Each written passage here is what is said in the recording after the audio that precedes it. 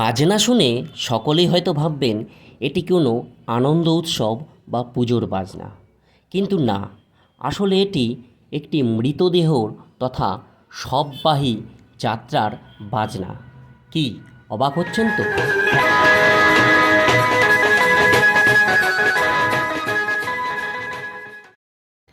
মালদহের মানিকচকের কামালপুর অঞ্চলের ঠাকুরপাড়া এলাকার এমনই এক ব্যতিক্রমী ঘটনা দেখে স্তম্ভিত ও হতবাক সকলে।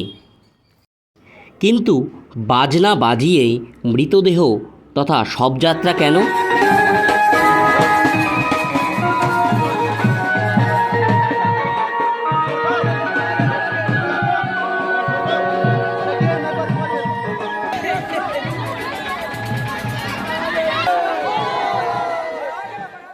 ঘটনা প্রসঙ্গে জানা যায়, যিনি মারা গিয়েছেন তার নাম রানী মণ্ডল, বয়স আনুমানিক 110 বছর। এলাকায় কেউ ডাকতেন ঠাকুমা তো কেউ ডাকতেন দিদা। আর এহেন 110 বছরের এক বৃদ্ধার মৃত্যুকে স্মরণীয় করে রাখতেই পরিবার ও স্থানীয়দের এহেন উদ্যোগ বলেও জানা যায়।